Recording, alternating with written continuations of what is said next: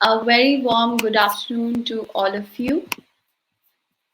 On behalf of Net Zero Alliance India and First View Group, I am Sakshi, extending a warm welcome to each and every one of you for today's webinar on Net Zero Energy Roadmap, Chemicals and Petrochem Sector. It is my pleasure to be here as your host. We would like to extend our gratitude to our presenting partner, Sunshore, Advisory Council Terry, and Industry Association partner Alkali Manufacturers Association of India for their immense support to help organize this event.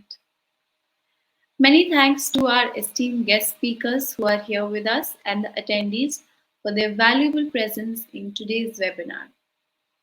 Your active participation has contributed to making this event truly remarkable. May I now request Mr. Bhavesh Vaisyani, Head Energy Management Section, to deliver his keynote address on technological advancements and case studies in chemical, petrochemical, and fertilizer industries. Attendees are requested to post in their questions and queries that will be taken up once he concludes. Over to you, Mr. Bhavesh. Thank you, Ms. Sakshi.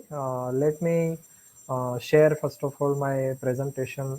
Uh, let, let me know once it is showing in your screen.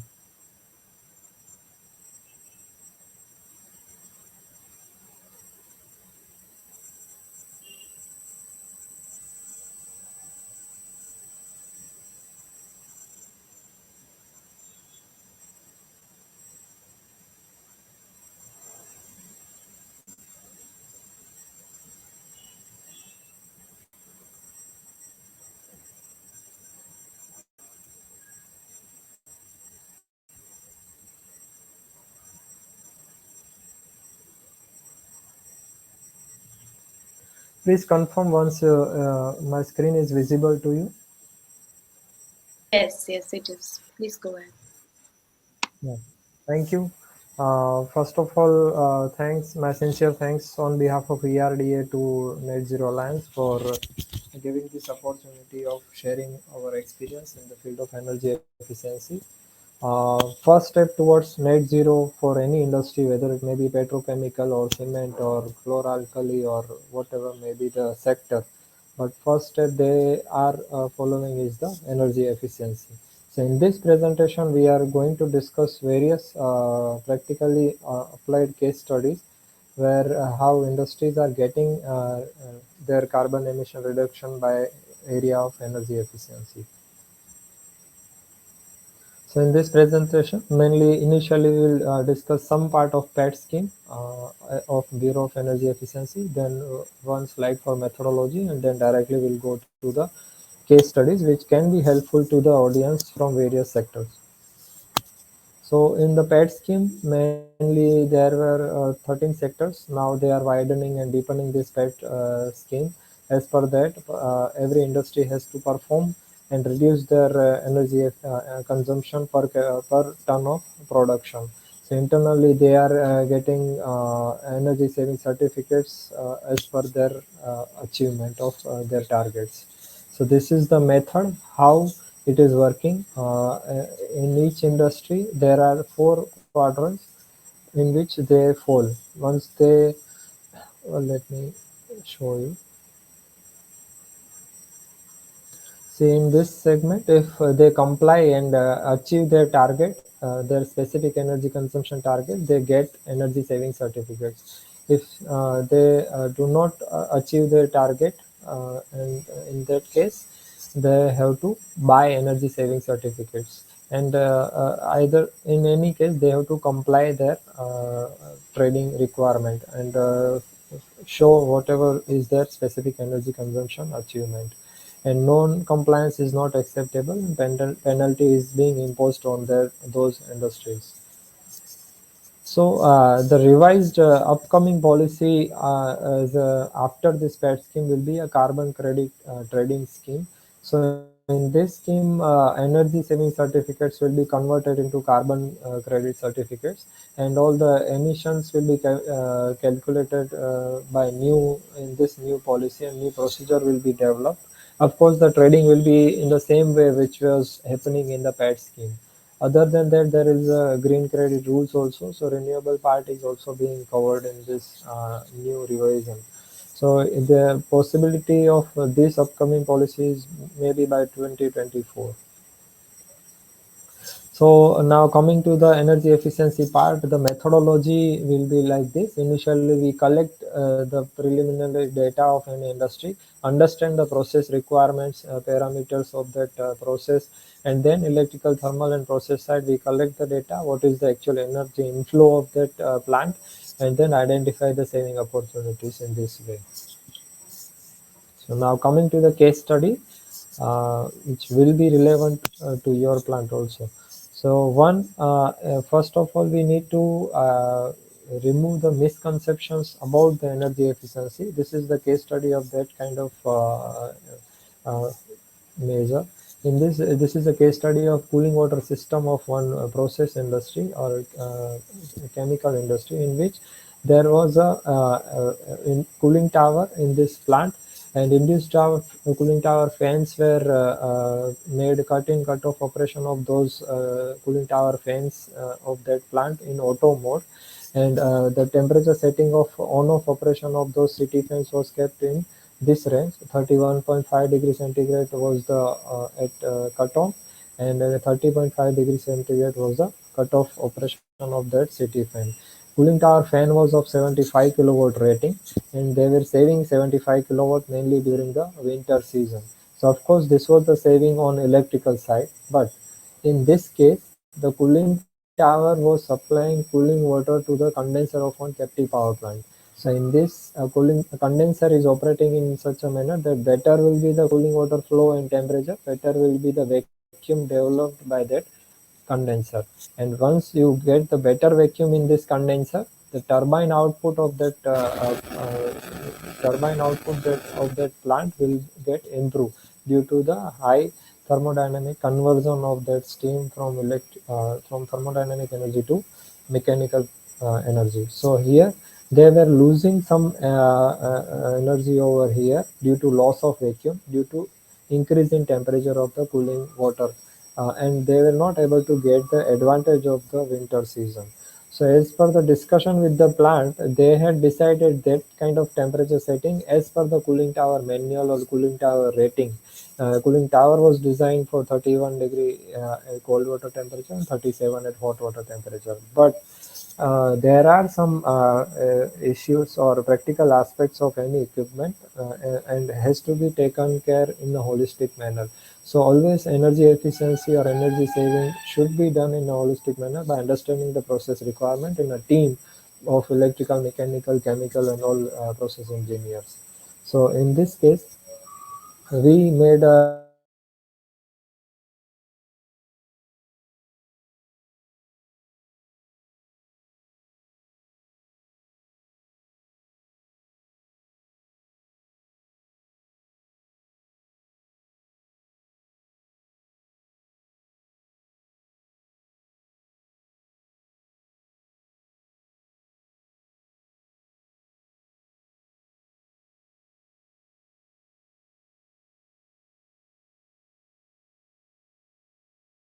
generator. So the actual saving after this implementation was like this. So though we were losing the power of CT fan due to continuous operation around 75 kilowatts, but there was an improvement in condenser vacuum and power output or heat rate of the power plant.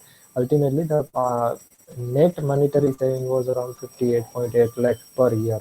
So this kind of cases are happening in sometimes when we perform such kind of activities in an isolated manner.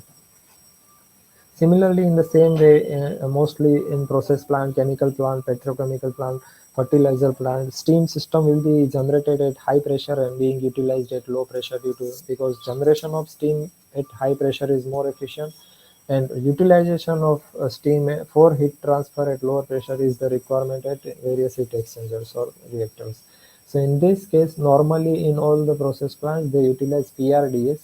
This is con- uh, reducing the high pressure steam to the low pressure steam. So HP steam can be converted into MP steam or LP steam with the help of PRDS. So now we have found such kind of cases in various plants, and where we collect the data and input and output side, and what is the requirement at user end, what is the pressure temperature requirement at user end, what is the generation, and what is the entropy loss or quality loss occurring across the PRDS by collecting various data at the site. So in this case, this is an example of one chemical plant where 8.5 kg per cm square steam was converted to 4 kg per cm square with the help of PRDS. So in this case, we suggested to go for a back pressure micro turbine instead of PRDS, or keep it this PRDS in parallel, and micro turbine will convert this high pressure steam to low pressure. Along with that, the power generation will happen. So this will be a bonus for the plant. In addition to their pressure reduction requirement will also be controlled. So this was implemented by the plant, and again they invited us for the post verification. And this was during that visit, the pressure was at a lower level compared to the normal condition, even though power output was around 97 kilowatt. So this was the real output, and within a year they got the payback of their investment. 50 lakh was the investment, and 60 lakh was the outcome within a year. So 10 months was the payback period. So these are the various areas where you can directly reduce the energy consumption and improve your specific energy consumption of the plant. So this is another case study continuously in the thermal side, where the petrochemical plant is utilizing cogeneration system, where power output is one part and another part is pressure reduction of their high pressure steam to low pressure, medium pressure, as per their process requirement. In these cases also, sometimes year by year, due to changes in the process and or product requirement, the requirements of the steam is changing. So in this case, by heat and mass balance, we evaluated what is the actual requirement and what is the supply, and how they utilize the same, what is the controlling mechanism. So here in this case, 18 kg per cm square steam is being utilized, MP steam is utilized, and then LP steam at 4 kg, and remaining steam is utilized for converting it into mechanical work, and ultimately generation is achieved. So 27.5 megawatt was the generation, and supplied at very high pressure steam of 108 kg per cm square. So this was the high pressure steam. Then again, various extractions were taken, and ultimately power output is taken after getting the extraction for various process requirements. So here, by changing some configuration, there is a possibility was observed that there is a possibility of increasing this generation by changing some system related configuration. So here 18 kg, here we show that seen that 18 kg per cm square was also available here also, and within the plant also there was exothermic process where 18 kg per cm square steam was being generated. So we suggested to utilize that steam or take extraction from here instead of taking VHP steam and converting with the help of PRDS on the name of just on the name of reliability and all this. So do not use such kind of steam, high pressure steam with the help of PRDS. You have already this turbine of cogeneration, and just convert it, get more steam over there. If there are some issues with the steam line or size aspect, you can install some new steam line, or payback of less than 2 years or less than a year is no issue for now onwards. For survival itself is requires such kind of modification. So again, the revised proposed stream was proposed system was like that. Do not use or keep this line live by just supplying 1 ton per hour steam over this, and remaining steam you take from this. So such kind of configuration can give huge amount of saving in such kind of big process or chemical plants. So here amount was saved around huge amount was saved, and mainly zero 0.8 megawatt was the generation. which will multiply if you take from grid, it will be around 1.6 megawatt, because 50% is normally the AT&C losses across the discom. Similarly, there are various process aspects how holistic approach can give a saving opportunity. This is a case from one fertilizer plant where boiler house, one is the ammonia plant, one is the power plant. So various utilities. One boiler house is getting feed water for their steam generation from various boiler feed farms located at various locations. Now, this process engineers or process team has given them the head pressure has to maintain at 131 kg per cm square since last so many years. So again, the requirement is lesser. Actually, 108 ton per 108 bar is the boiler drum pressure. So a lot of throttling is occurring across the before boiler inlet. So there is a possibility of stage reduction, impeller stage reduction in boiler pumps or installation of VFD or variable hydraulic coupling. So there are various areas where we can get significant amount of saving with very less efforts. So this is the introduction. Saving will be less or as per the size of the industry, but these are the various ideas where how we can do some emission reduction or we can apply some modification without investment or with investment. This is like a study upon the agrochemical plant. Brine or chilled water is being utilized for various reactors for process requirement. Here, normally this kind of systems are utilized in various industries for centralized chilling system where chiller compressor is there. These are two chiller compressor. One is running, one is standby. Supplying chilled water is supplied from cold well or hot well to these chiller compressors, and then it is getting cooled, and cold water is going to cold well, and then these are the secondary chilled water from supplying water as per the process requirement in various plants. So header pressure is making as per the requirement. Now, in this case, though system efficiency can be checked by efficiency engineers, so that was checked, that was performing well. But process side, there are so many saving opportunities always. So here we had seen that what is the process requirement. So we had seen that chilled water is supplied at minus 18.5 degrees centigrade and it is coming back at minus 17.7 degree. Only 0.8 degree was the temperature difference or temperature loss. So this kind of temperature difference will occur due to insulation loss itself. There is no any process requirement during the study. So due to such kind of batch processes where flow is continuously happening in the system and not being utilized. So only here central utility side engineer is maintaining some pressure and the water is circulating around and round. So it is losing lot of energy over here due to operation of chiller compressor. We are supplying heat loss of the pipeline only. So we suggested to control it at user end itself. This was one example of one unit where the three-story building was there. There are various units. One of them was this, and where water is coming like this and being utilized at various areas, irrespective of operation of reactor, it is operating or not, heat exchanger is operating or not, water will continuously move.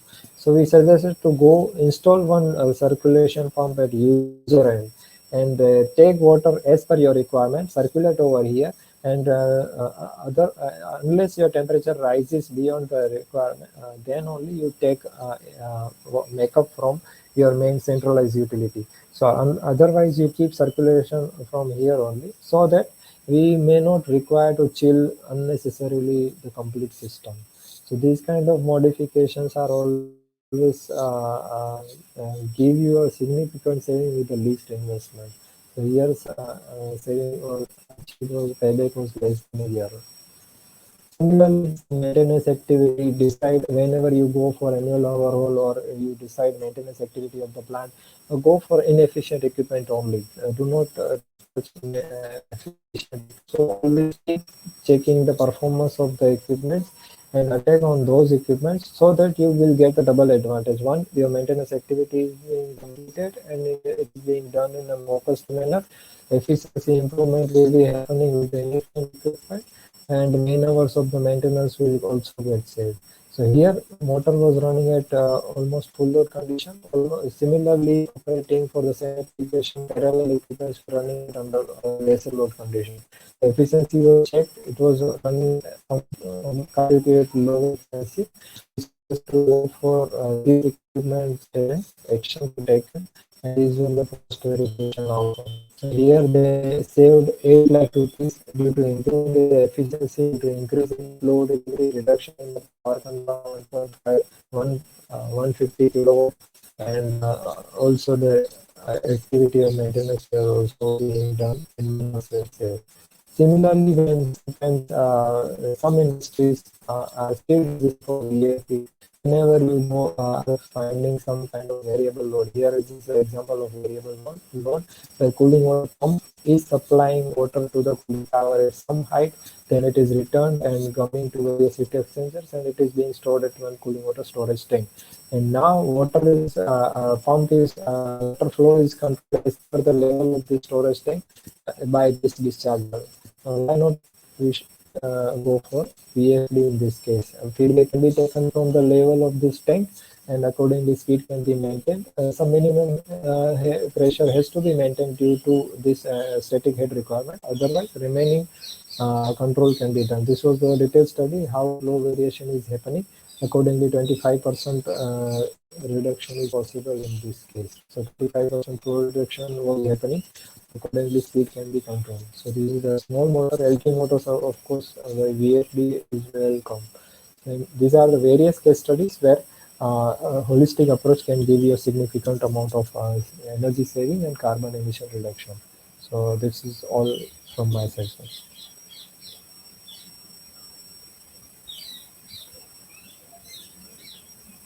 Now over to you, ma'am. Thank you so much, Mr. Bhavesh.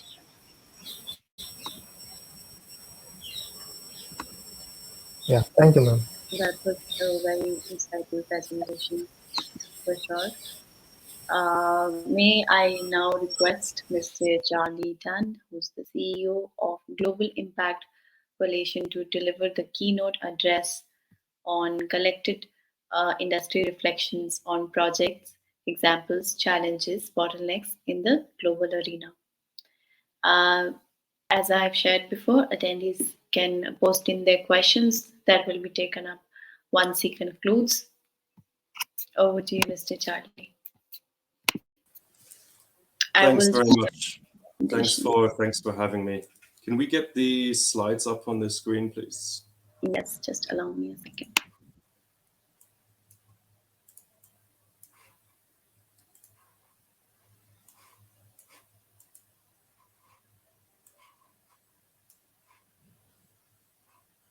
Okay, perfect. So thanks again for having me. Hello from a very cold Geneva, Switzerland. My name is Charlie Tan. I'm CEO of the newly established Global Impact Coalition. The GIC was originally incubated at the World Economic Forum and founded by some of the largest chemical companies in the world, including BASF, SABIC, Mitsubishi Chemicals, LyondellBasell, Covestro, and a few more. Really with the common goal of co-developing innovative business models and technologies that can help the industry as a whole reach climate objectives through pilot plants that can ultimately be scaled globally through the members of the GIC. And we're also backed by an extremely experienced team at Boston Consulting Group in helping us achieve this. This is also a real CEO-led coalition, meaning that the CEOs are actively involved in shaping the strategy, the projects, and really the overall success of what we're doing. So I'll come back to the GIC a bit shortly, but first I would state that I'm not a chemist by training, but I hope to give you more of a holistic view of the shift in the industry dynamics that we have seen, and then how might this affect global industry players, not just from a strategy and investment perspective, but really also from a mindset perspective as well. So as we can see on this slide here, firstly, I think if we want to look at just how susceptible to change this industry is, I think this slide very much sums it up. This represents the top global producers, chemical producers in the year 2000 versus today. I don't know about the average age of the audience here, but I can certainly remember the year 2000 very well. It was not that long ago, yet only 4 of the top 20 companies remain since then. 4. Now, of course, there are many reasons for this, right? So it's not to mention the industrial charge led by China, of course, India as well. But for me, this graph shows the need really for this collective action is now more important than ever. The saying goes, if you to go fast, go alone; to go far, go together. And I think this is really what we're trying to symbolize here. So what I've seen is that chemical companies are really shifting to a new multifunctional and more collaborative form of R&D, where growth depends not only really on the ability to engage with the outside world, but also very, very crucially with company peers and value chain partners. What is interesting actually out of the, sorry, can you go back to the previous slide? Thank you. So what is interesting out of the 4 remaining companies, if you see in the middle of this, of the 2 circles here, is 3 are actually involved with the Global Impact Coalition. So I think that speaks a lot to how sort of a collaborative mentality can actually benefit business longevity. Next slide, please. Thank you. So at least from a European perspective, I think there is certainly concerns about deindustrialization. We, of course, have many issues which we're all aware of at the moment. So energy price volatility, there are supply chain disruptions on a global scale. Also, from a policy perspective, the chemical players, or at least those who I deal with, feel that the regulations and incentives at government level are really moving too slow to support with, in tandem, the commercial efforts to this transition towards net zero. So why is this? I think one of the reasons is the way, specifically for the EU, is the way the EU governance on decarbonization is structured. So we have 27 member states of the EU. Policy decisions take time to form and then to be approved. If you look at, by comparison, across the ocean to the US, policy is relatively ahead of the curve, at least in relation to Europe. But policy in the US is also, let's say, administration-centric, right? So a change in administration could suddenly see IRA funding disappear overnight, or policy recommendations pulled overnight. Europe is caught a bit in the balance on the policy side, really between chicken and egg, carrot and stick, really between the public and private sector. So I think all of the above really have led companies to revisit longer term strategies, looking at the supply chains, looking at the asset bases of what they have, and really trying to get closer than ever to the end customer and understanding their transition to sort of more of a greener economy and how that translates into products and services. There's one main, I think, common denominator. That's that they understand that reducing industry emissions requires collaboration and innovation between the industry, right? Which didn't really exist, I think, at a mindset level, even sort of 5 to 10 years ago. So, we as an industry, let's be honest, we're not the quickest industry to take on board change. If you look at, nor was the shipping industry until about 5 years ago, and now, we're really seeing the sort of tangible results of their levels of collaboration. And the chemical industry, in my view, is sort of just about getting on that path now. Next slide, please.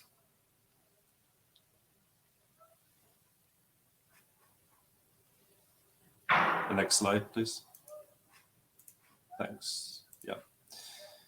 So I think, as I mentioned before, we're all aware sort of the current global market environment.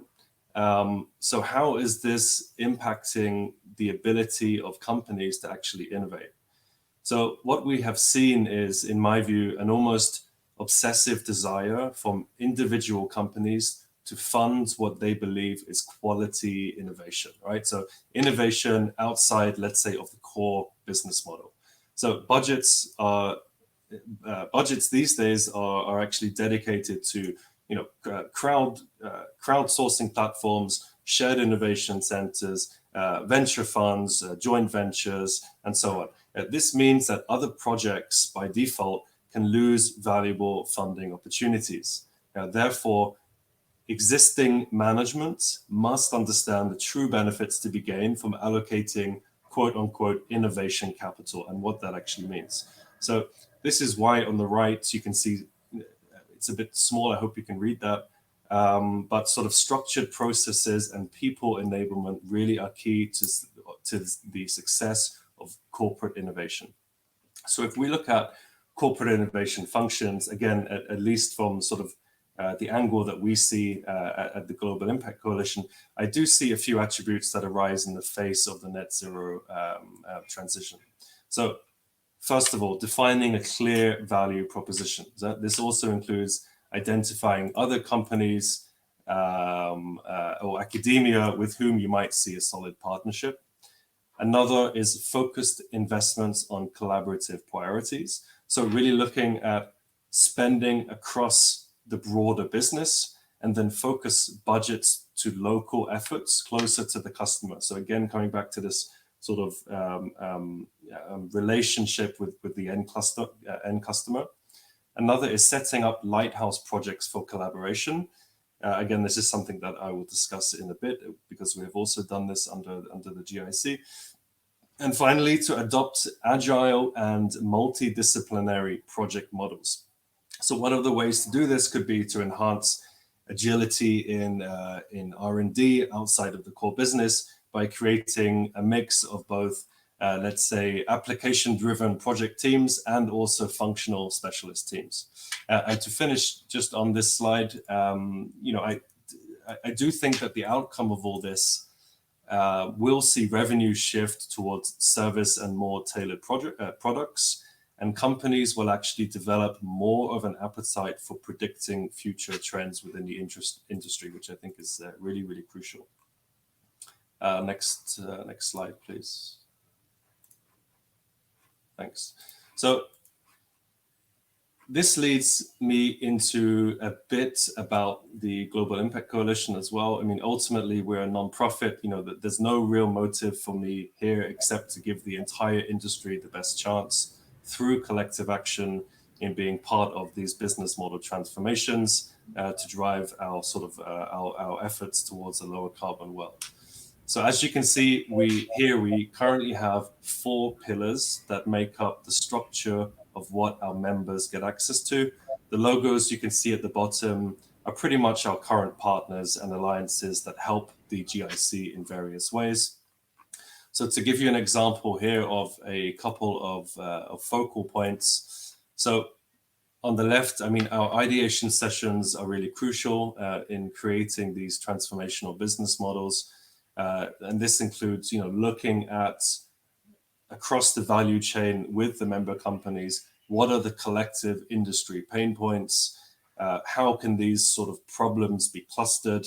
What are the potential partners that might be missing from these potential clusters?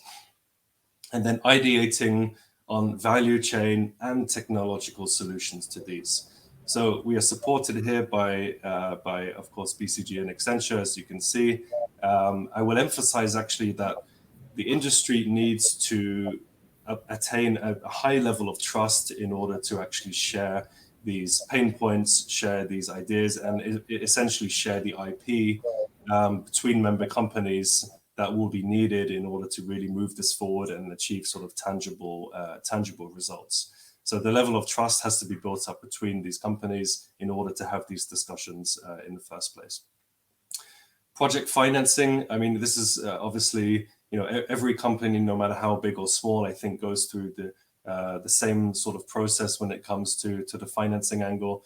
So, we, of course, being incubated at the World Economic Forum, we, of course, have the strong project financing connections. We gain access to some of the largest grant pools, at least within Europe, which we're now looking to grow on more of a global scale. So, for example, European Investment Bank, etc. On the Innovation Hub side as well, I think we recognize that to be transformational, you need to go to every corner of the value chain. So this also includes the startup community, right? To share knowledge on what is at the technology forefront, to the research institutes, to academia, through to industrial campuses who would actually host and pilot these business models. When it becomes time to move from paper to steel, right? So when it comes to putting steel in the ground, who is actually going to host this? Would it be an individual company? Would it be an industrial campus? So these are important questions, I think, that need to be asked when you are dealing with several companies who want to, who have the same agenda to really push these decarbonization goals. So in summary, I think it covers a wide range of the spectrum, but all sides of this, we believe, are really crucial to unlocking this level of collective action. Finally, I would also note that we call it global impacts because we recognize that to make a global change, we need to have global representation. Of course, India is a hugely important and growing chemical market and hub, and I would be very happy to discuss offline how companies can get involved. And then on the final slide here, I would just like to highlight a few tangible projects, just so we can have sort of a clear understanding as to how this translates into the real world. So some of these projects are, projects from the member companies of the Global Impact Coalition. So our research and development hub for plastic waste processing was a successful spin out, as you can see here. The hosting partner of this R&D collaboration, the Research Institute, which hosts it, is one of the largest institutes in Europe, but focusing on lower TRL plastic waste technologies for both mechanical and chemical. So the first projects from within this group, this was established last year, are going to be announced very, very soon. So it's a very exciting time. Another example is the BASF, SABIC, and technology provider firm at Linde eFurnace, which essentially, by using electricity from renewable sources instead of nat gas, has the potential to reduce CO2 emissions by more than 90% compared to technologies used today. So very innovative, very sort of very important for this transformation. And after the pilot stage, which is being developed now, the idea is also for this to be scaled globally. So this also received some government funding due to the innovation nature. And I have visited this facility, which is at the BASF headquarters in Germany. And I can tell you that it really looks very, very impressive. So I think overall, this is my brief overview and presentation. I focused a bit more on the collaboration and the innovation side, which I hoped helped to give an insight into why it's so crucial, not just for the individual business resilience, but really also in giving the entire industry the momentum needed to meet these climate goals. So I'm going to post my email in the chat for any follow-up questions that I can answer directly, as I will not be staying for the panel discussion later, but thank you very much.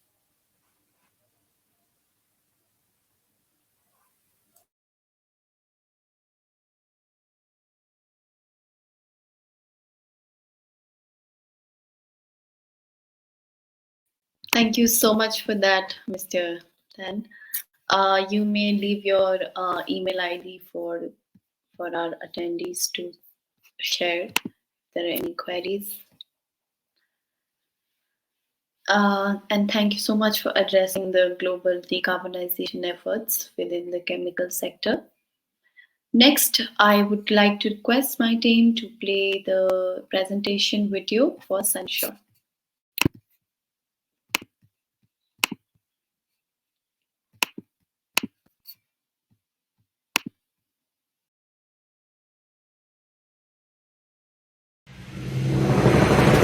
The renewable energy revolution has begun. Conventional sources of energy are proving too costly for the planet. As a renewable energy hotspot, India has the potential to lead the world's decarbonization journey. That's where we come in. Sunshore is India's fastest growing renewable energy company. We believe in delivering maximum impact by harnessing the power of RE technologies to supply round-the-clock clean energy to industries across the country. We run both intrastate and interstate plants to deliver green power at any scale of requirement.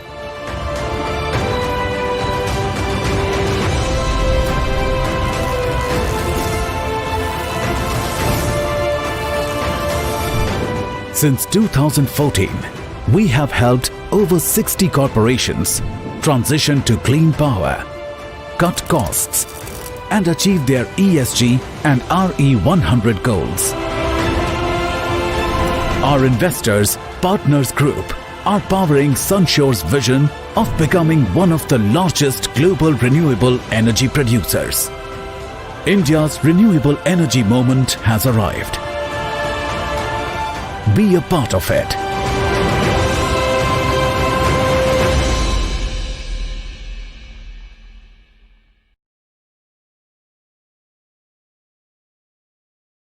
Thank you, team, for playing that video here.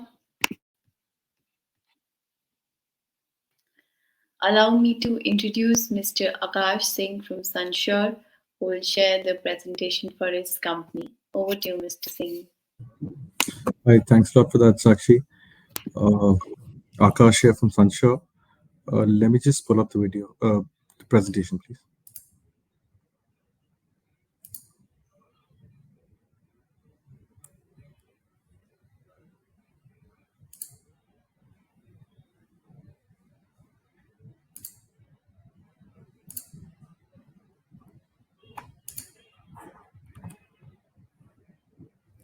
Please let me know once you guys can see the presentation.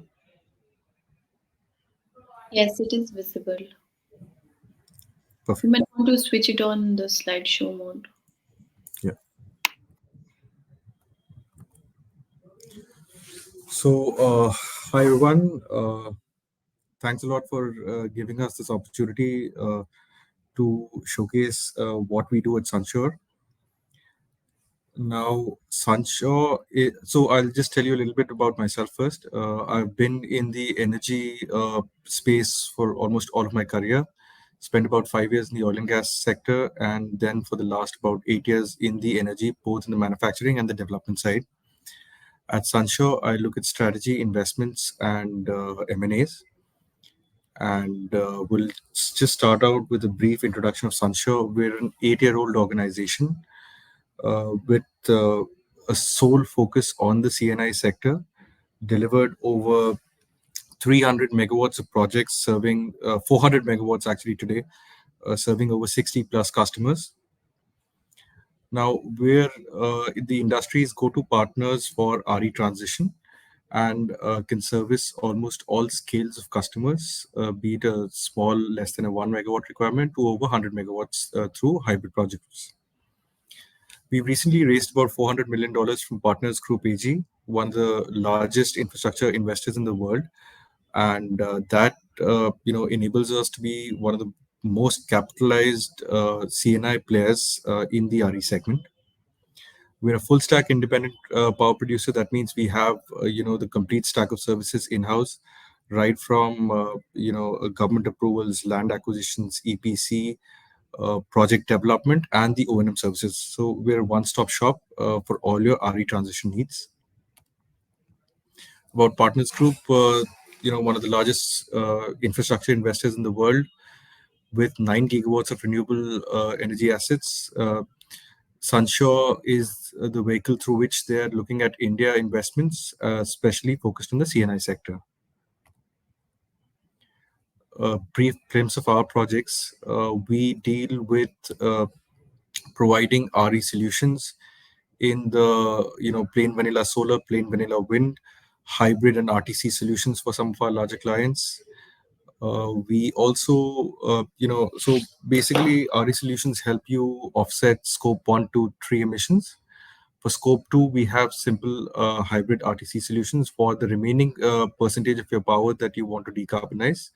We can help you with green attributes, basically the REX, and as Bhavesh talked about earlier, also some portion is offset by e-certs, some emissions.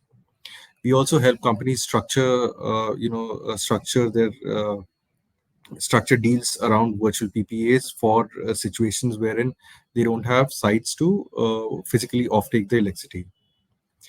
We've got a 1.75 gigawatt project pipeline and are aiming to become, a 3 gigawatt player by 2027.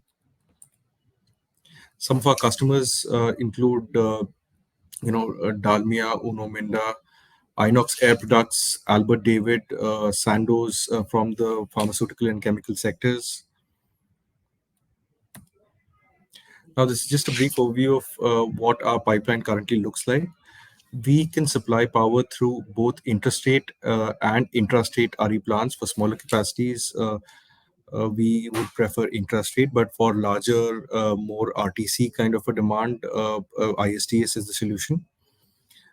We have about 300 megawatts coming up in Uttar Pradesh, about 250 megawatts in Maharashtra. We have 100 megawatt wind coming up in Tamil Nadu, which in addition to 900 megawatts of solar in Rajasthan would be your ideal candidate for hybrid power through ISTS. Now, I'd like to delve a bit deeper into the chemical and petrochemical sector in terms of, where do we stand today and what's the goal? So from a sector emission scenario, chemical and petrochem today accounts for over 6% of global greenhouse emissions. And it's actually, as most of you are aware, it's recognized as a hard to abate sector due to dependence on energy intensive processes. Another interesting facet is that it's a very rapidly growing sector. It's already about $140 billion, if I'm right, today, and expected to grow at a CAGR of over 10%, reaching about $300 billion in 2027. Accounts for about 15% of India's total energy consumption. Now, basically split into four major chunks.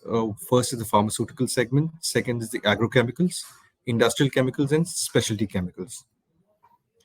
Now, when we look at emissions, across the sector, like out of total 48, roughly $50 billion, 50 billion metric tons of carbon dioxide emissions, the industry accounts for 32%, and 19% of that comes from chemicals. So, one of the largest individual emitting sectors.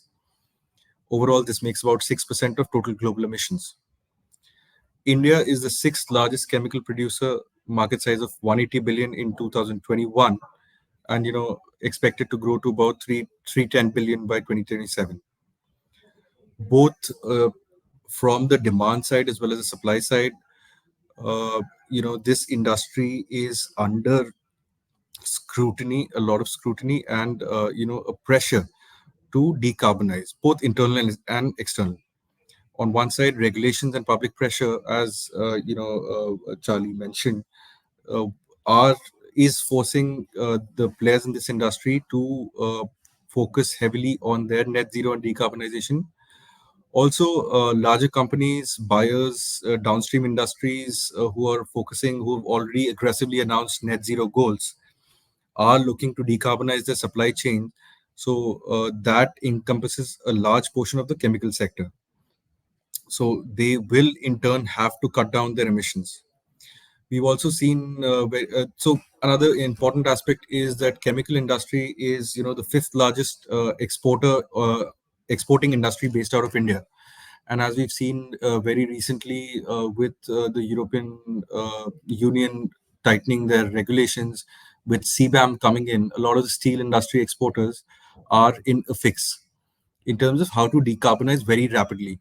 So the onus is on us to, to start the process early, to start out with pilot projects, to start out with, any and all solutions available, so that when the time comes, we are ready to transition in a holistic way and sustainable way. Now, when I break up the emissions from the chemical sector, roughly about 33% comes from direct electricity use. About 24% of emission is for heating purposes, and about 43% is from process. Now, looking at the electricity emissions, this is the lowest hanging fruit, and it's pretty simple to replace these emissions, or I'm sorry, abate these emissions through replacing the current sources of electricity with RE. This can be done either through on-site or open access solutions, and definitely, as Charlie had mentioned, Bhavesh ji had focused on, is through energy efficiency improvements and projects. Now, the government of India is already supporting the industry through PAT schemes and stuff like that.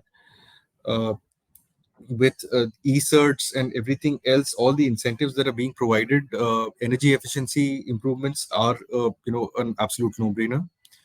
So on the left side of the slide that you're seeing is the short-term solutions, and on the right side is the longer-term solutions. Because as we've seen, the industry is expanding at an unprecedented pace. So these are the longer-term solutions. That is the increase in electrification and future expansions based on higher electrifications and energy efficiency. As we had seen, converting steam to electrical, converting the steam generation process to electrical means would result in about 90% abatement of carbon dioxide, as in the steam cracker furnace example. So we need to shift our focus towards more of electrification. Second, when we look at heat, so heating and steam generation also, we need to electrify as much as possible. What most of you have already known is that for high temperature processes, it's a tad bit more difficult, but continuous R&D is going on, and improvement in circular energy flows in terms of using waste heat recovery systems, and phase transition to cleaner sources of fuel such as green hydrogen. So green hydrogen is another sector that is currently the talk of the town. Everywhere you go, all conferences talk about green hydrogen. The government is pushing very strongly on green hydrogen. And fundamentally, as members of this industry, you're aware that green hydrogen is nothing new. It's simply the way of powering your electrolyzer that's changed. So basically, the RE part is the additional, and that's something that Sancho or can help you with while you transition to green hydrogen from gray or blue. Now, the process side is typically, the hardest to abate, but most of you and most of the chemical organizations are already investing a lot in R&D for process innovation and adoption, quicker adoption, transition to cleaner energy sources, green hydrogen from blue hydrogen, implementation of CCUS, and these kind of aspects will help us abate the process generation of carbon dioxide. Now, when we look at electricity part of it, that's roughly about 1/3 of your total emissions. That's where Sunshore can come in and help you, quickly over the next 3 to 5 years in a phased manner abate most of these emissions. That's roughly about 1/3 of your emissions. As discussed earlier, open access plants are the way to go. So there are fundamentally two ways of going RE. One is on-site solutions, that's rooftop solutions, and the second is open access, be it intrastate, which is wherein the solar plant is located in the same state and the electricity is transferred over the state network. And the other is ISTS, wherein the electricity plant, generating plant, is located anywhere across the country, and through the ISTS network, power is delivered to your location. Now, typically for chemical industries, from what I've seen in my experience, on-site solar power can abate only a very limited percentage because of two reasons. One is the chemical deposition on the solar panels that we see is makes it a much more intensive effort to clean and keep generating. And secondly, typically rooftops are installed on plant roofs, and while we do have some standing seam and other waterproof solutions available, the nature of the industry in terms of the environmental parameters required inside the building sometimes make rooftop plants unviable for chemical industries. So, given that open access is the main way to go, you can immediately offset about 60% of your power through open access, and maybe out of the 15% for typical industries, maybe even if we go for about 5%, that makes about 65 to 70% of your power is emission free straight away. The other 25%, as I'd mentioned, can be offset through green attributes. That is my RECs, which is basically a carbon credit, which is used to displace peak time emissions. Why open access power? Fundamentally, you get fixed power tariffs for about 15 to 25 years, with typically 35% on power savings. We have a very strong policy framework and regime that's pushing India towards decarbonization. India has, announced their net zero targets of 2070, about 500 gigawatts of renewable power. So government has a strong push towards driving renewable power. Customers face no cross-subsidy surcharge, additional surcharge on any kind of captive open access projects. We can straight away offset 75% of grid power with green electricity. Again, going with Sunshore, there's absolutely no exposure to risk in the project development, technology, operation, or funding cycle for the customer. And it drastically reduces your scope 2 emissions, which is your emissions due to electricity. Now, I'll just give you a very, very brief overview of how it works. So, just give me a second. Let me just get out my pointer. Now, Sunshore will develop a private solar power or a captive power plant at any of the remote locations, maybe somewhere in Maharashtra. That power is fed into a remote substation near the power plant, and through the transmission and distribution network is delivered to the bulk power buyer, which is the actual chemical industry that's using it. In this whole process, we get the advantage of banking that states like Maharashtra provides, wherein you're able to store the power generated through solar in the day and use it at off-peak hours. Some key considerations is that due to the entire infrastructure and the costs involved in the scale, a biopower contract should be greater than 1 megawatt.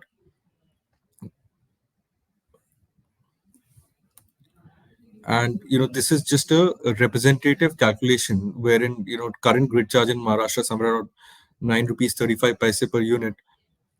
And if we sign a contract at about 3 rupees 80, so including all the charges that are levied by the government, totaling up to about 2 rupees 13 paise, you will still lead to a saving of about anywhere from 35 to 40% on your fixed costs. So that's a short saving guaranteed for about 15 years.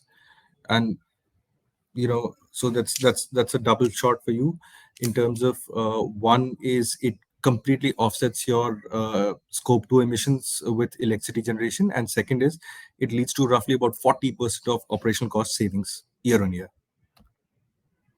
This is the typical life cycle of an open access or NARI project, wherein if the project and land is done, it takes about 3 to 4 months for Sunshore to be able to supply power. We have ongoing projects across UP and Maharashtra, and are developing projects in Tamil Nadu, Gujarat, and some of the other regions that I mentioned earlier.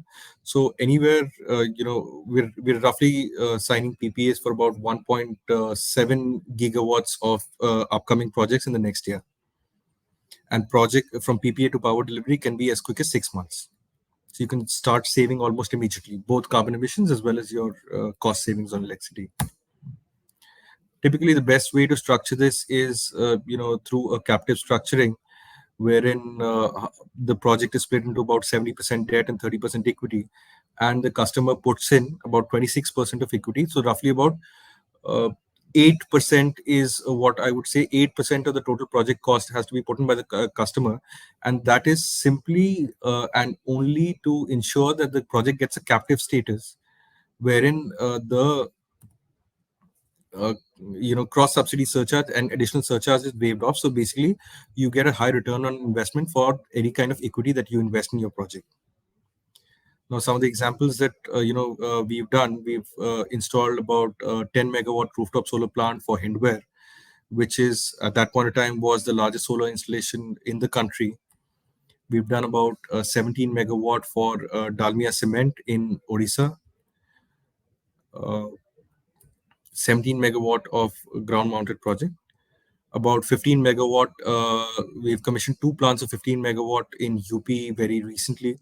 So that's about 30 megawatt of operational capacity in UP as well. And even the other plants are coming up pretty soon. So thanks a lot for your time. And I would, love to continue the discussion in further. These are my coordinates. I'll also put in my email and phone number in the chat box for any of you to start, start discussions on saving both emissions as well as costs. Thanks a lot.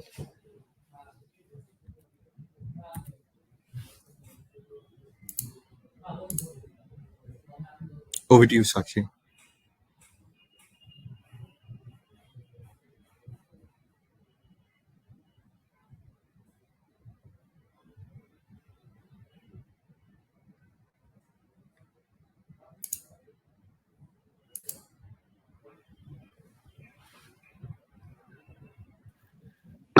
Thank you.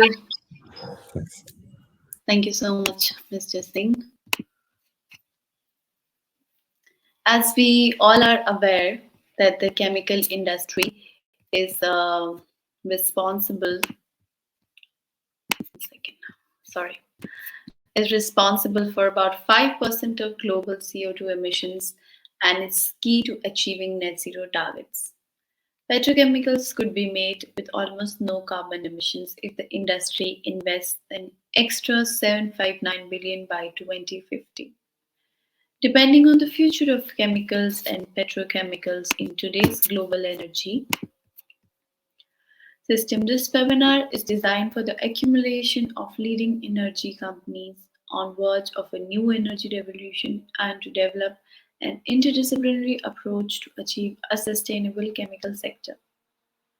By prioritizing energy efficiency, renewable energy integration, material efficiency, waste management, R&D, and employee engagement, these industries can transition towards carbon neutrality while maintaining competitiveness and ensuring long-term sustainability.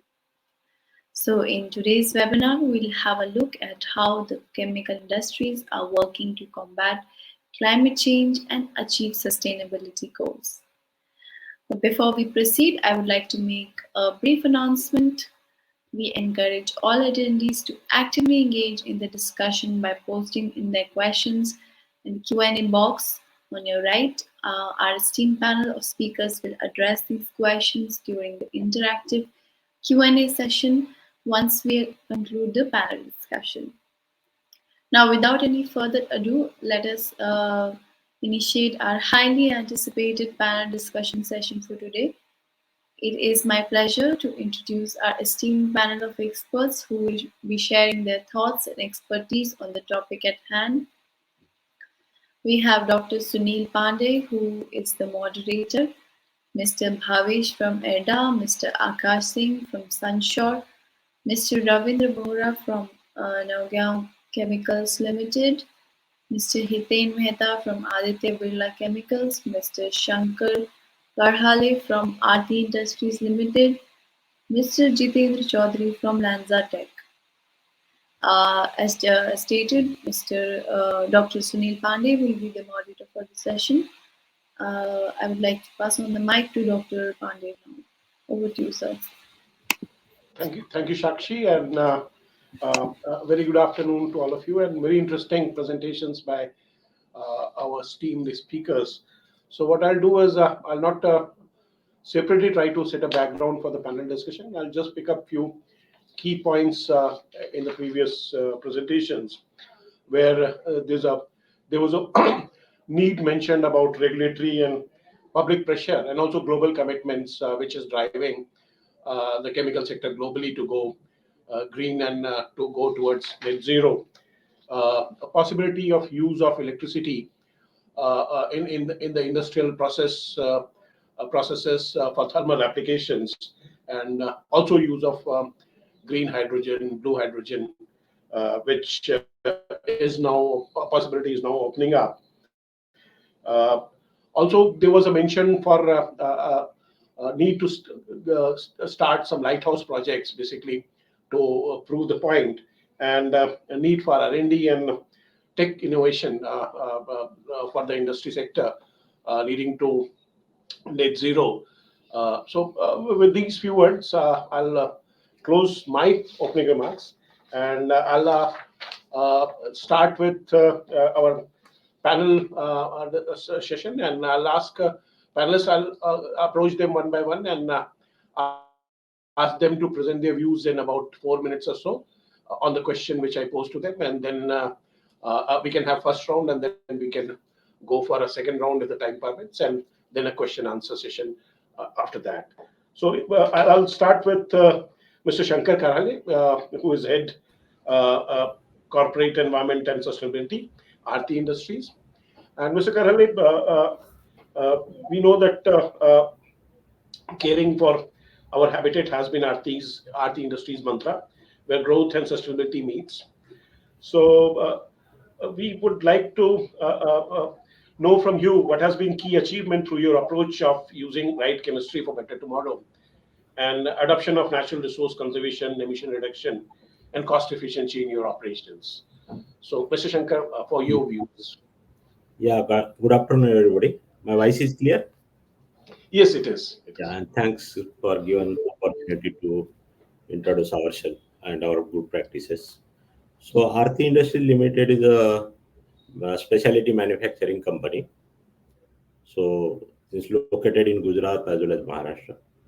So, this is a raw material for the agrochemical, rubber industries, pharma, we are manufacturing. Volume about 8 lakh metric ton we are manufacturing yearly.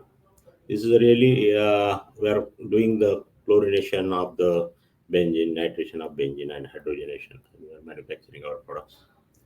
So basically, almost all chemical industries scenario, if you see, so there is a scope 3 is about 60 to 75% scope 3 emissions. Scope 2 is about 20 to 30%. Scope 1 is about 20 to 30%, and scope 2 is a 4 to 5%. So that is the scenario for chemical industries. So major is a contribution by fuel, because there is a lot of energy required to chemical industry convert into the valuable products, and parallelly generation of the waste. So chemical industries, particularly Aarti industries, have a lot of initiatives taken for particularly water related. If you see this, we have about 16 units. Out of 16 units, we have 10 units that is ZLD, by consisting ETP, ROMEs, and all these things. And due to that, we have about 40%, 44% water we are recycling. That is about 11 lakh KL per annum. And we are avoiding withdrawal of that much water from GIDC, borewell, all these things. So we have some few power plants. That is a co-generation power plant. We have heat recovery whenever there is a heat losses. We have provided economizer, and we are recycling back that heat. We have R&D, a research center. About 300 scientists is there working. They are working for greenfield project as well as existing projects for improve the yield improvement, conversion of raw material improvements, recycling, reuse, recovery also improvement. They are working for existing unit as well as green.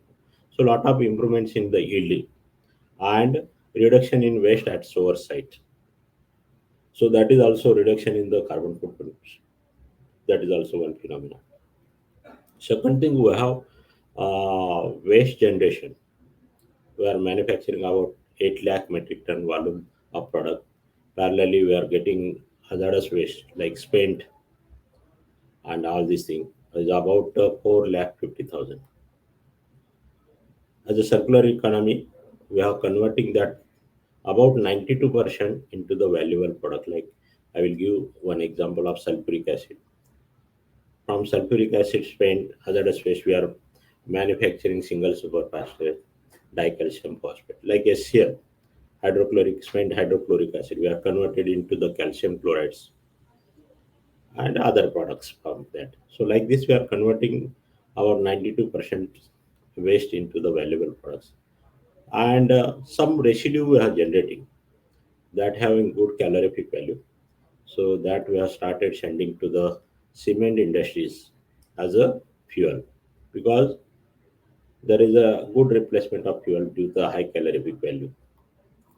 One more hazardous waste, that is landfilling waste, ETP sludges, calcium chloride sludges. We are sending to cement industry as a filler. So that is also one major CO2 emission reductions and environmental friendly initiatives we are taking particularly. So this we have already signed SBTI, and we have targets, particularly energy. We have major is a coal replaced by biomass. We have taken trials, and that is successful trial. We have 10%, 20% utilization of particularly biomass, depend on the availability we are utilizing. Whenever there is a new boilers, power plants, we are taking dual fuel fire burners, so that we can utilize 100% biomass as well as 100%. Whenever there is no biomass, then you can utilize as a fuel. So like this, we have net zero target is a 2050. The started initiative, particularly part. So this is we have EcoVadis rating for gold due to this all initiative. We are responsible care committed company, ISO 14,000, ISO 45,000, 27,001. So like this you are working, and definitely there is a good result also we are getting as alternate. We have signed agreement about 13.5 megawatt renewable energy, and that started in last month only. So this type of initiative started by chemical industry, particularly Aarti industrial industry. Yeah, thank you, sir.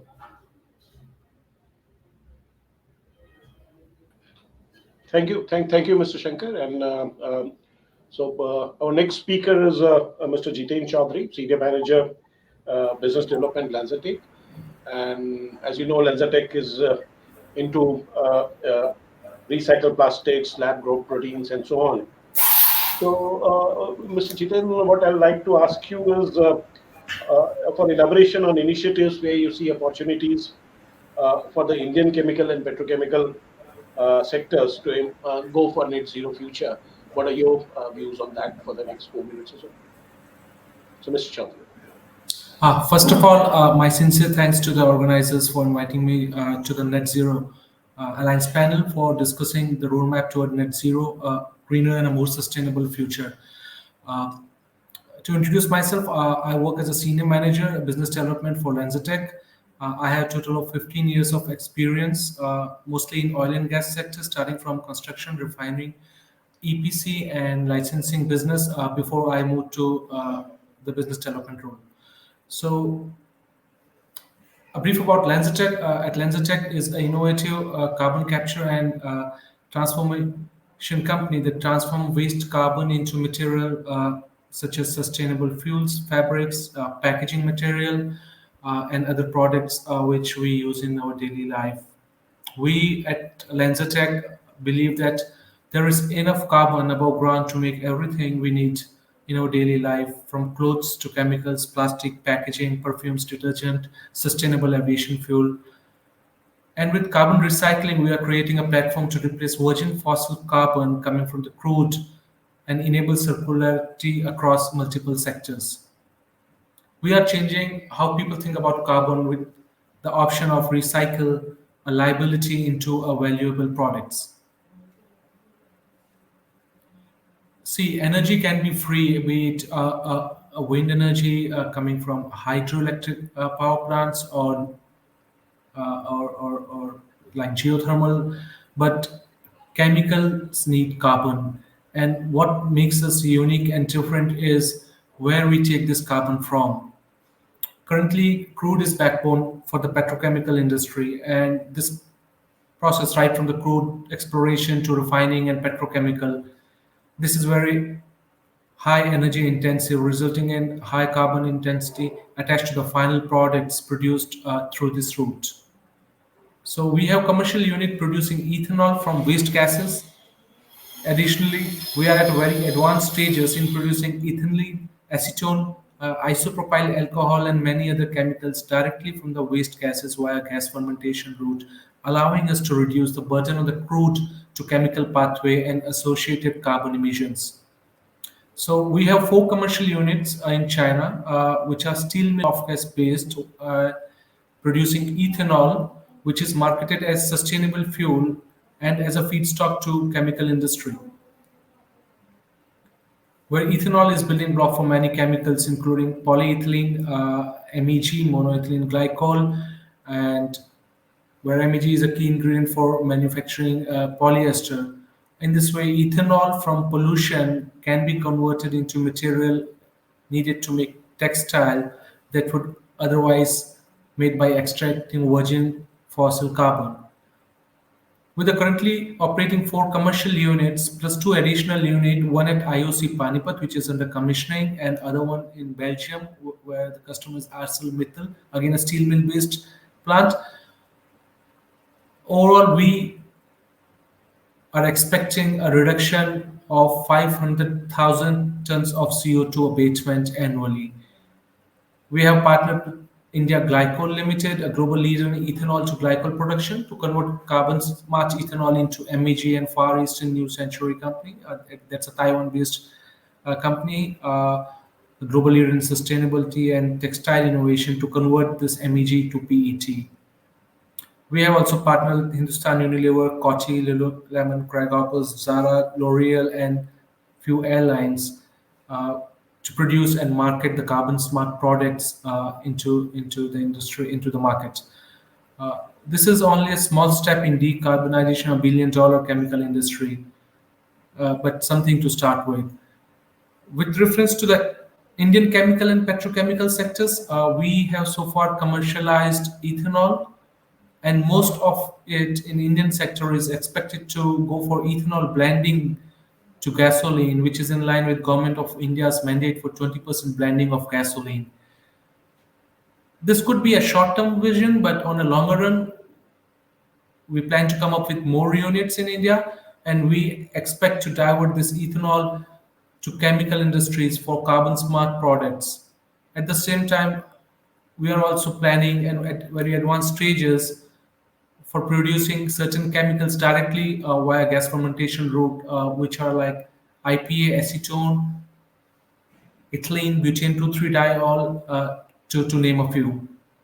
We also have a spin-off company that is Lenza Jet, mainly working in providing technology for converting ethanol to SAF, Sustainable Aviation Fuel, and we have partnered with Virgin Atlantic, British Airways, Air New Zealand, and Department of Transportation UK, and working on a few projects like Dragon and Atmosphere for sustainable aviation fuel production, again via the ethanol. So in a nutshell, so far we have commercialized ethanol, the products are in the line, and this ethanol can be a building block for 100 of chemicals, starting with ethylene, MEG, PET, sustainable aviation fuel, and this will surely reduce the carbon intensity attached to the final product when your feedstock to the chemical industry comes from the waste gases, from the refineries, from the steel mill of gas, from the gasification of municipal solid waste or agricultural waste. So we plan to provide the feedstock which is carbon neutral. And we are also working closely with the government and the partners to get a premium pricing for ethanol using these waste gas routes, and at the same time we need to look forward for CCT and CCU, carbon capture and utilization technology, as the solution for the decarbonization and net zero, and not just the carbon capture and storage. We also need financial support and incentives such as grants, R&D support from the government of India. I just remember Charlie mentioned about the carrot and stick approach. So we have to follow something, and like in US, it's more about a stick approach, and in European Union, I have seen following more of a carrot approach. But something has to be followed from Indian perspective to provide mandate to support the industry for on a net zero mission. That's all, and over to you, Dr. Sunil. Yeah, Thank you. thank you, Mr. Chaudhary. It will be interesting to see how future ethanol requirements are met, because molasses is one, automatic route, and but as you said, it will be interesting to look at how different waste management projects can also be source of ethanol, other than CBG and biogas, and how R&D can lead to producing ethanol from these feedstocks as well. Our next speaker again is Mr. Akash Singh, and we've already heard his presentation covering all the business opportunities which Sunshore can provide in terms of RE uptake. So just quickly, I'll not introduce Sunshore again. I'll just would like to ask him how in future coming in times you see Sunshore placed in taking leadership and helping chemical industries and petrochemical industries to achieve their net zero goal. Well, absolutely, Dr. Sunil. Now, Sunshore has, it's been probably the only organization which has been focused solely on the CNI sector. We're very well capitalized, and what we offer as a differentiated solution is the diverse needs. We understand the diverse needs of the chemical industry. So even when you look into the chemical industry, every single chemical or a subgroup manufacturing is a completely different process and requires different amounts of energy across heat, electricity, and the whole lot. And therefore, the energy solutions that the industry need to be customized for that particular segment of the industry. And that's where we step in terms of we talk to we talk to our partners and understand their energy needs, their current energy needs, as well as their growth plans, expansion plans, and sit together and build a RE100 roadmap with them. The advantage with Sunshore is that we are able to actually actualize that RE100 roadmap as well. We're a full stack developer with entire EPC, asset management, government liaising, everything we help our customers with.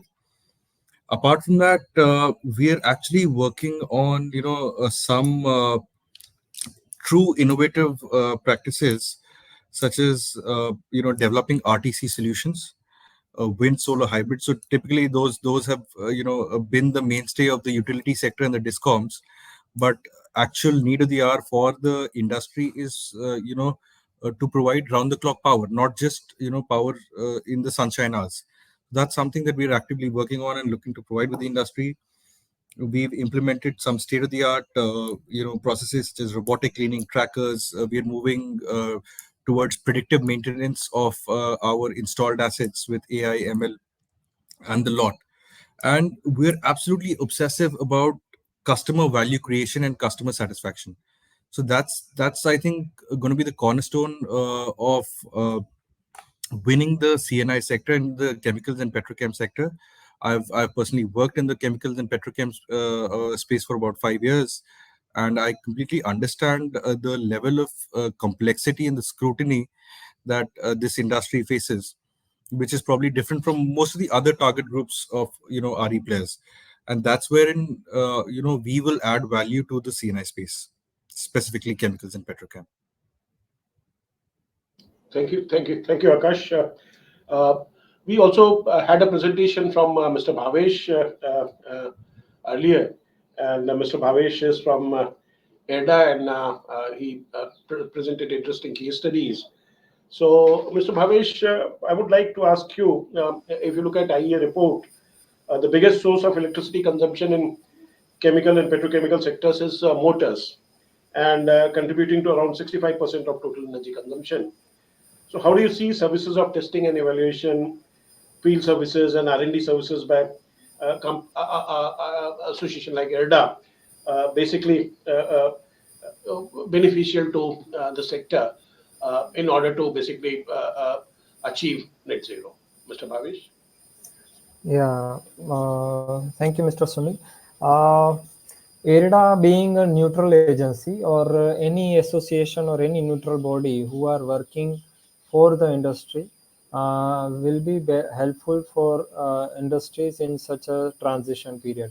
Now we are moving from third industrial revolution to the fourth industrial revolution. So this is a transition stage where industry is facing various challenges. One is, of course, we are discussing, which is carbon, climate change, and all this. Another various policies are coming, like in case of thermal power plants, they are regularly getting various policy notices. Like now, they are asked to go for co-firing with biomass. They are asked to run in a flexible operation at 50% load PLF load condition. So, which is very difficult, which has never happened in the past. Plants were running at full load condition, and they were running at as per the fuel availability. Now, due to various grid requirement, renewable integration in the system, industries and power plants are facing some issues, technical issues as well. Like power plants are facing issues of generation. And similarly, industries are getting facing some issues like power quality issues are there for them due to renewable integration. So there are always two sides of coin. Once policies are coming with a good intention, but there are possibilities of some difficulties at user end. So IRDA or association or any agency which are working and supporting to industries in such transition period will be basic requirement for the industries, because like in case of energy efficiency, we had seen such kind of case studies. We are repeatedly observing such kind of cases in all kind of industries which are running since last so many years, or even new industries also, due to lack of awareness or due to operation of people or working of people in isolation manner. So we, whatever may be the case, whether it is an agenda from United Nations or whether it is coming from the government or whether it is due to the competition, market competition, we have to continuously work on reduction of energy consumption per ton of production, whatever may be the sector. But for that, we require some technical support, and of course, whatever may be the other solutions like purchase of renewable and going for carbon capturing or any other possibilities, green hydrogen, everything is on at what cost. So industry has to survive also, and they have to optimize their costing of the product also. So every decision requires the holistic aspect on the revenue side, what will be the investment and ROI for each solution. Of course, we have to respect the policies and regulations of the government, but also we require to support industries. So we have to initially attack on the low hanging fruits, and then step by step we have to go for investments, because if financial institutes are available, funding is getting available now, but there will be interest on that also. So we have to try solutions which are self-sustainable, they're making self-sustainable industries. So we have to we are dependent on various raw material or raw products from other countries like from China or whatever other developed countries. So R&D, continuous R&D will also be required in this transition stage. So I suggest that in this period, industries have to keep their eyes open. They have to be open for any association with various R&D institutes, or they can develop their own R&D and focus on continuous improvement, so that whatever is happening due to the policy changes, or whatever is happening due to the market requirement changes, we have to be prepared for this new era. There will be beneficial to the environment, or whatever may be the possible benefits by these policies, but ultimately changes will be difficult for the industry, so they have to keep modification, or keep ready themselves for the changes. So that is from my side. Thank you, Mr. Bhavesh. And this was very interesting first round of interpretations from your side. And also, Mr. Bhavesh mentioned for industries to change, looking at investments and ROI on various interventions. Monitoring and verification, of course, would be important, and we're happy that there are agencies which can help industries doing that. What I'll do is, since need for investment also was flagged out in earlier presentations as well. So what I'll suggest is that in the second round, maybe all the panelists can provide their 2 to 3 minutes intervention on a need for technology innovation and funding support for the same. We heard a little bit on carrot and stick and kind of funds which industry would require as a support, but a little more elaboration on these aspects, because in the opening presentation we also saw clear indication that chemical and petrochemical sector is going to grow almost in double-digit CAGR year-on-year basis.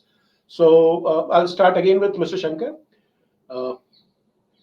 Mr. Shankar, you turn. Yeah. Sure.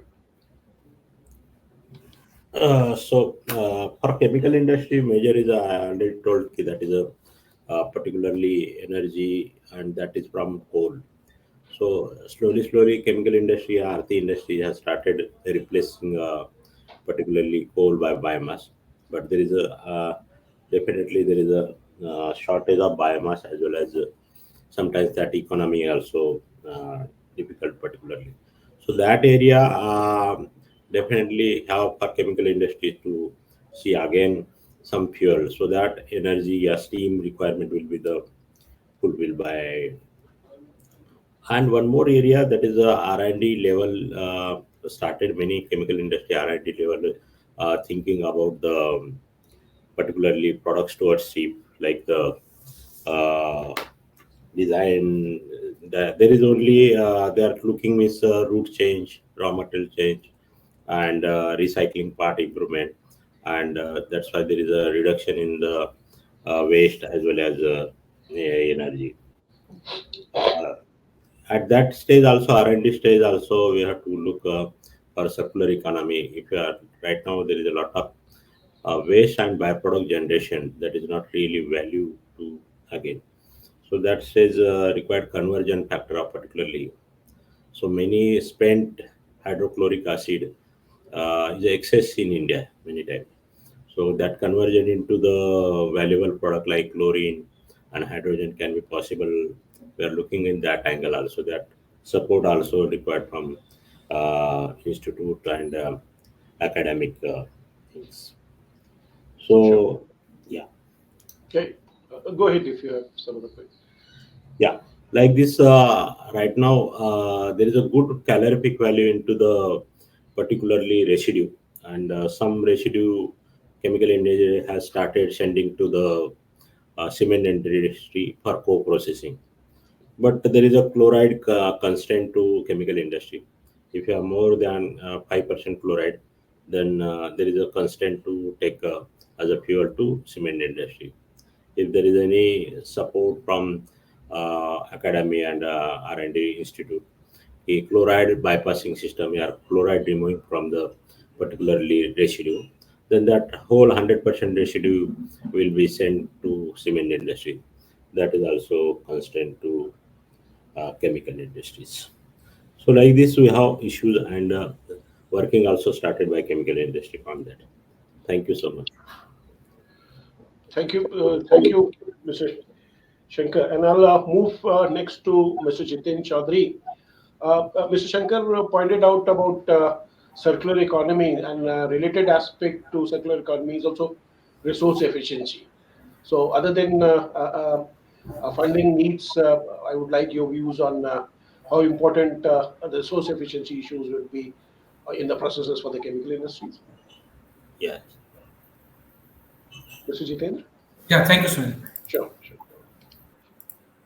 So when you talk about technology and finance, so this has to go in tandem. So we need to keep working on the technology improvement ideas to make projects economically viable and environment sustainable. So I come from a refining background. So around 50 years back, we had coker units in the refinery where coke in the coke drum used to be cut manually. It was a very uh, intense process, very unsafe, and involved a lot of cost and resources. But with advancements of technology, now the entire coke is being cut through hydraulic jet, and it's way more easier, safer, and resourceful. So one thing is we need to keep moving on the technology improvement ideas to get the projects more economically viable and environmentally sustainable. Second thing I would like to say is we need a continuous policy push for incentives and tax rebate from the government. And we talked about carrot and stick approach, but at the same time, I would also agree with Mr. Bhavesh that we need to support industry.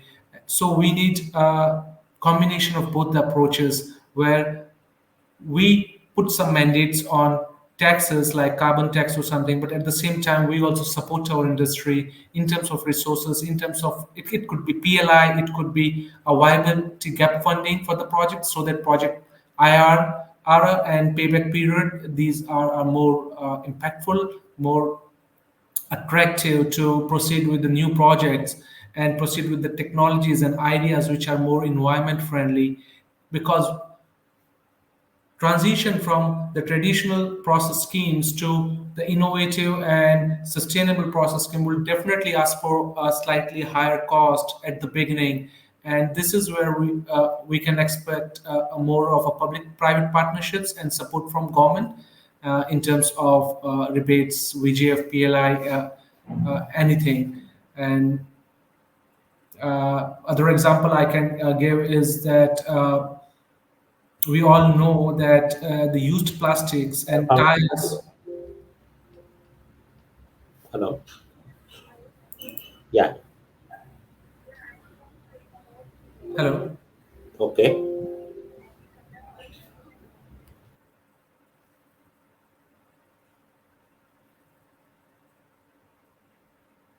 Sorry, go ahead, Mr. Chaudhary. Yeah, sorry.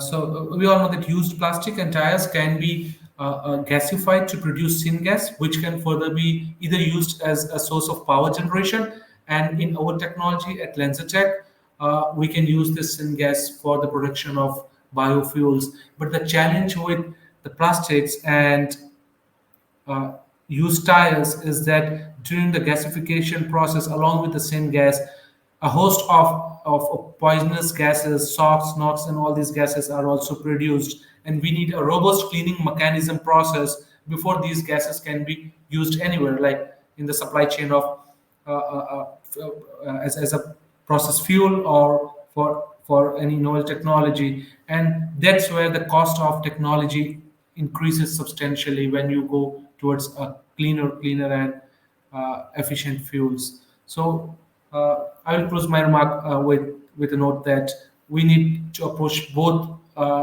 the carrot and stick in parallel, so that we don't harm the industry and at the same time we put all our effort to be a net zero across all the industries. Over to you, Dr. Sunil. Yeah, very good.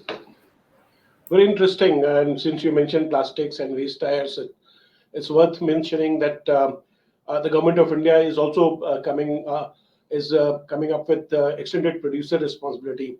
Plastics is already under that, and waste tires also soon will be. So we hope that the collection of waste tires also in future will be streamlined, and we would have volumes basically to process this into alternate energy sources, uh, alternate energy sources, and so. So my next, next in the line is again Mr. Akash Singh, and I would like to ask him again based on because his domain is more into RE uh, penetration, and what the scope you see in further. I mean, though cost of REs is going down gradually and also very rapidly in the recent times, do you see further scope in RE resource efficiency and, in this case, and circularity for the sector itself? Right. So, Dr. Sunil, I'll address them both sequentially. First, let's come to the cost side. So today, as we stand, RE is independently cheapest source of electricity. It's cheaper than coal. It's cheaper than any of the other sources. We are here today, but how we started out was through a significant government and policy push. With PPAs as high as 16, 17 rupees per unit. Currently, we're doing we're doing electricity at about, let's say, 3 rupees per unit for hybrid, three to 4 rupees for hybrid at firm power. Now, all of this has come about over a long time through sustained government support, through funding, through policies, and that's something, this trajectory, I would say, we would probably see some reduction over the years as we build up our domestic manufacturing capacity in terms of renewables for both solar panels, wind turbines, and the whole lot. So we might see some economies of scale a couple of years down the line. And definitely, sir, it's a given that RE power, has become the mainstay, and it is going to remain probably the cheapest source of power going forward, as Petrochem and all other sources of fuel are on the rising trend, whereas this is probably the only one which is on the decline side. Now that comes to my cost of RE bit, and the other part, I'd just like to take a couple of moments to touch upon the points raised earlier in terms of funding for the sector. Now, currently, as we're transitioning towards cleaner fuels, the government push on green hydrogen, the site program, as has about an 18,000 CR outlay. There's a huge push on battery manufacturing. So I'm focusing more towards the RE side on chemicals. There's a huge push on electrolyzer manufacturing. There's a huge push on battery manufacturing. Battery chemical industry is growing at an unprecedented rate. Site program, and the government of India has also come up with these very interesting schemes, such as the Department of Science and Technology, the DST as we know it. It's giving out funding for these kind of exploratory projects in the technology domain, in terms of when my steel producer is looking at trying out an experimental technology, so they can collaborate with DST to get some sort of grants or fundings to do that in the industrial landscape. So I feel that the current government is very positive towards any kind of measures that we take towards carbon abatement and funding. Also, I what I've seen over the years has been readily available. At least RE is now properly established, so there's absolutely no dearth of funding for players looking to decarbonize, through purchase of RE, through building their own RE plants, or even for developers in the IPP space for that matter. So for established technologies, there's no dearth of funding, but the government has come out with a ton of different schemes for specific industries to try out and encourage these new experimental technologies as well. Sure. So Thank you. that's my 2 cents here. Thank you. I know, DST is also looking at supporting research on critical metal recoveries, and we know Right. how important they are for future RE portfolios, including storages in a longer run. So with that, I'll thank all my panelists, and quickly try to summarize very interesting ideas coming out.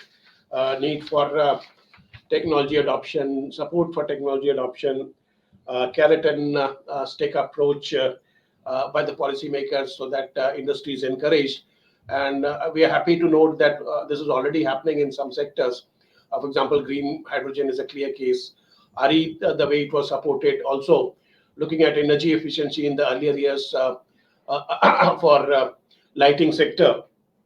Uh, and looking at ethanol is an interesting story, sourcing carbon from non-fossil fuel sources, reducing the need for carbon dependence on fossil fuel, and of course sustainable aviation fuel also a possibility, was an interesting case. And looking at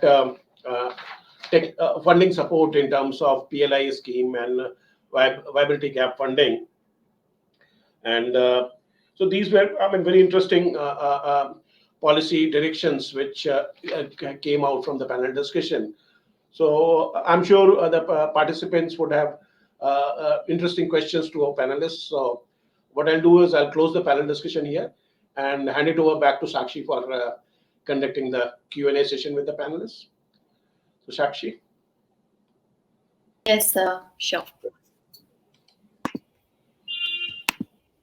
So I'll be just screening a few questions from our attendees in here. And panelists are open to basically take choice of their questions and respond.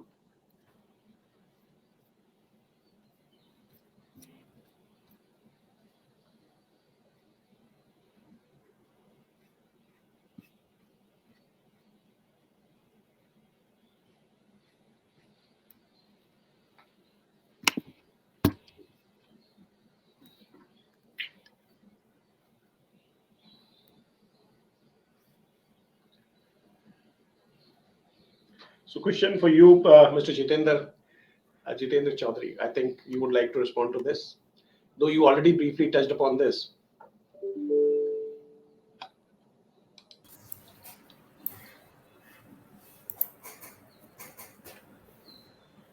Thank you. So the question I see is how to produce syngas from plastic waste.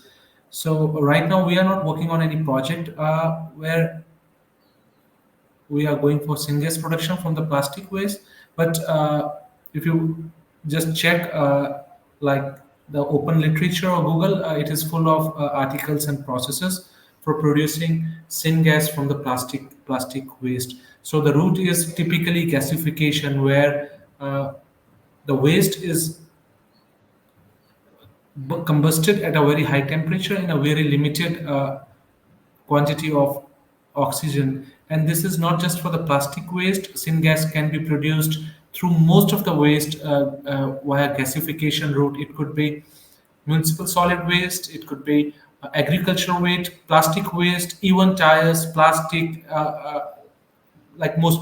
But yes, the point which I emphasized was using tires or plastic. The quality of syngas that is produced is really bad, and there has to be a robust treatment process to clean that gas. Whereas it's lesser dirty, I would say, if the syngas is produced from municipal solid waste or agricultural waste, because they have mostly tar, whereas plastic and tires have a lot more chemicals than just the tar and the basic carbon. And if I can add, handling gas as a fuel source is much easier than handling the solid dirty fuel. Much cleaner, rather. So, any other questions, Sakshi? No, sir. I think we are almost through. Sure. We have only networking queries for our fellow panel speakers apart from this. And with this, I would like to thank our audience and panelists, of course, because we have come to the end of the virtual event. A very special mention to you, Dr. Sunil Pandey, for superbly managing the session. Your expertise and guidance has greatly enhanced the quality of the discussion. And we express our heartfelt gratitude to all the speakers for taking out time from their busy schedule for this key industry initiative. A big shout out to our attendees for extending their time and support for the event. Many thanks to our partners Sunshore, Terry, and MI for their immense support to help move our. As we conclude, we assure you that we will be back soon with more exciting sessions. The floor is now open for networking. Thank you, everyone. Yep, thank you, Sakshi, and thank you, panelists, for very interesting deliberations and quite an insight into the sector. Yeah, thank you, Dr. Sunil and Sakshi. Thank you, Thank everyone. you, everyone. Thank you, Sakshi.